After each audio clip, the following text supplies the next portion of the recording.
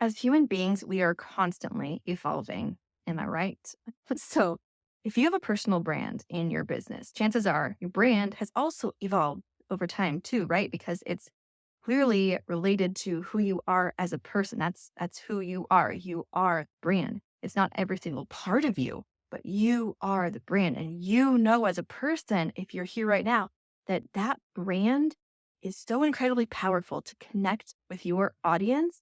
And if we are growing over time and evolving and our brand isn't growing with us, there may be a misalignment there and we may not be as authentic or magnetic as we possibly can be. So in this video, you are going to learn whether or not you need to either design or redesign your own personal brand so that you have a strategy that feels aligned with who you are as a human being now so that you can get closer to your clients and make more sales. My name is Jackie Adams. I am the host of the Subconscious CEO podcast and also a business coach that helps you to get seen, heard, and paid by not only unlocking the power of your subconscious mind, but by also creating a killer magnetic personal brand. Are you ready? All right, let's get into it. So first of all, I know you're going to want to start with the visuals, right? When we think about personal branding or branding in general, we think about visual branding. That's the first thing that always comes to my mind, even still after all these years in this business. And visual branding is great and all, and it does help guide us with the colors and fonts and logos and all those visual pieces of the brand that we really do need to create a cohesive brand feeling. But I'm going to start actually with brand feelings and content creation. So if you have a personal brand and maybe you already know what your brand feelings are, that's great. If you're comfortable with those, that is wonderful. But if you aren't sure what that even means, you're like, Jackie, what are you talking about? Let's ask it in this way. What are the feelings that you want your ideal clients to experience when they purchase your product or service?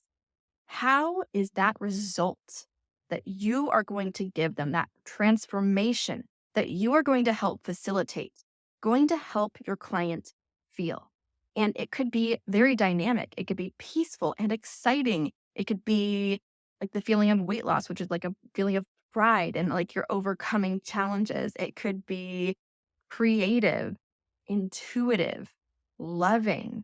There are literally so many different feelings that your client could experience as a result of what you have to offer. And with personal brands, people doing business with people rather than actual products, large businesses or faceless companies, they want to experience how you can make them feel on a heart to heart level. So once you start fleshing out exactly what it is those feelings are, write those down. And I would say maybe choose like 3 or 4 feelings that guide your branding. And once you have those, write them down. Keep them in front of you. Have them help guide you.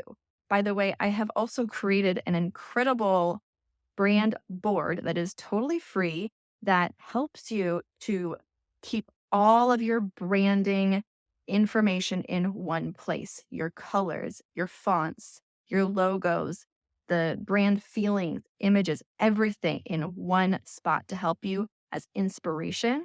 And if you want that, please check out the link below because it is free and it has really, really helped guide me in my own branding for my business. Once you have those brand feelings guiding you along the way, that's when content creation will become a little bit easier because you can use those feelings to be infused into your content creation. I'm talking about social media creation or maybe long form, such as YouTube videos, blogging, podcasting, whatever it is that you get your content out there to market yourself. That is what you are going to use those guiding emotions in your branding to help guide you into the different types of results that you get for your clients, maybe some miniature transformations that your clients might have. I have all sorts of social media content creation ideas for you, but those feelings really help to guide you in the content creation process. Another very related topic on that is storytelling. If you have a personal brand, I don't have to tell you twice how incredibly powerful storytelling is, right? Because storytelling is how people learn and integrate lessons into their psyche, into their nervous system, into their memory, like 10x from just bullet points, right? If someone just sits with you in the textbook in front of you all day long reciting facts, I'm guessing you're going to maybe retain like 1%, 5% of that information. But a story, that is what helps people learn. That is what helps connect you with another human being.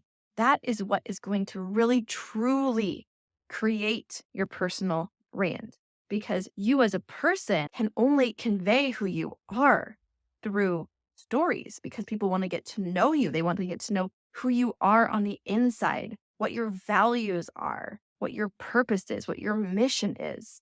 And maybe part of that is stories about your family. It doesn't have to be. It could be silly anecdotes about things that have happened in your friends.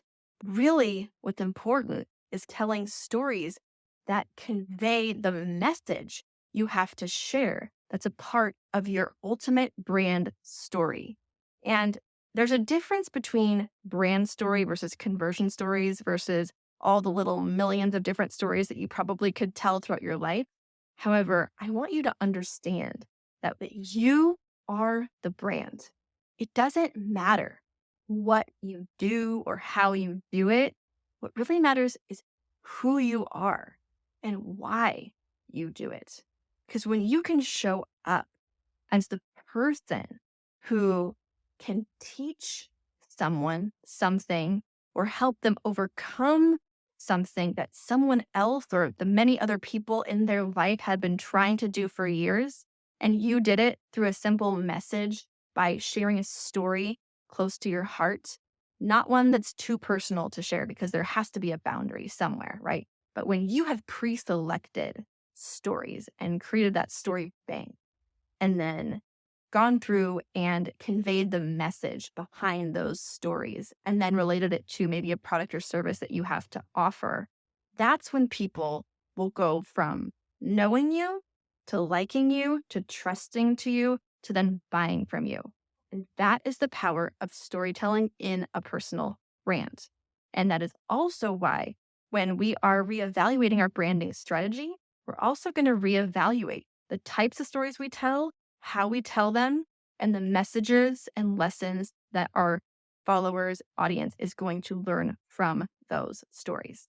It goes without saying, too, that maintaining authenticity throughout all of this is so important because our online viewers, our audience, our clients, they follow us. They want to learn from us because they know that we're not totally full of BS, right? They are listening to us because they feel that connection. They feel that we have purpose in our hearts. And maintaining authenticity simply means that we are showing up from a space of not only strategic vulnerability, but also genuinely wanting to help other people in the way that feels the most aligned to us.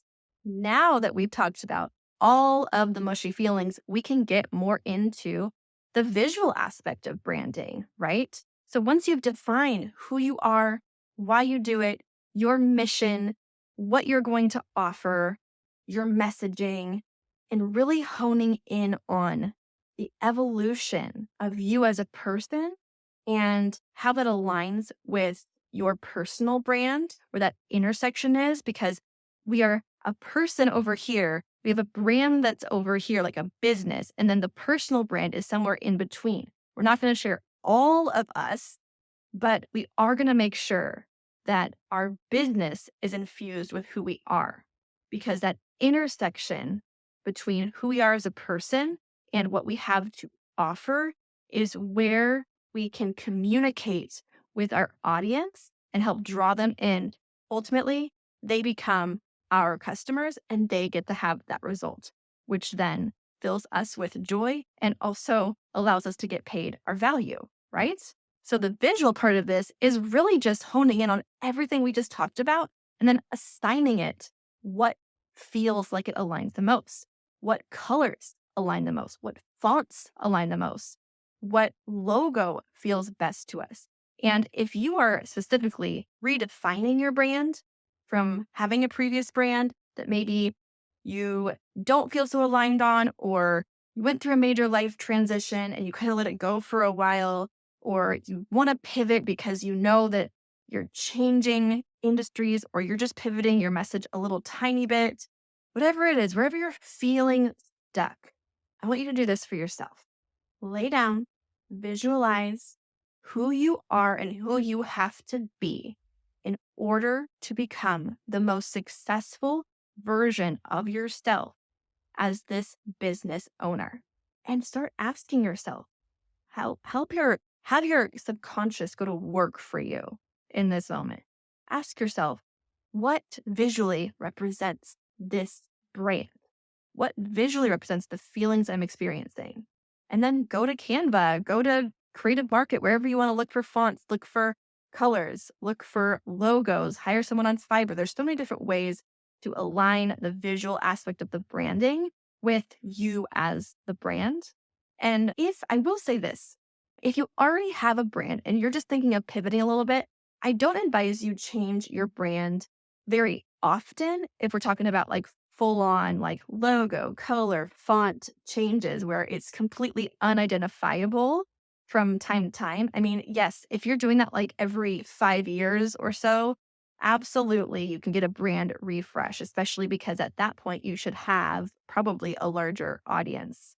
However, if you are just needing a little bit of a pivot, a little bit of a refresh, then I wouldn't advise that you'd make too many changes all at once, because then your brand can become unidentifiable and people may not know who you are. There is a little bit of balance there.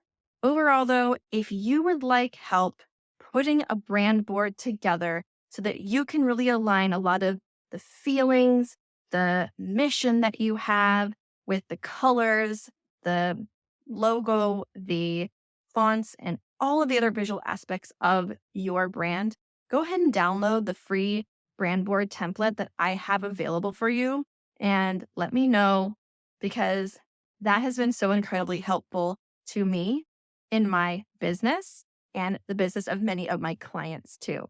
I also have a pretty awesome podcast episode on this called How to Get Clarity in Your Branding. It's available on the Subconscious CEO podcast. So give that a listen and comment below and let me know if you've ever totally redesigned your branding before. If you're new to this, if you don't even know what personal branding is, I want to know where you're at.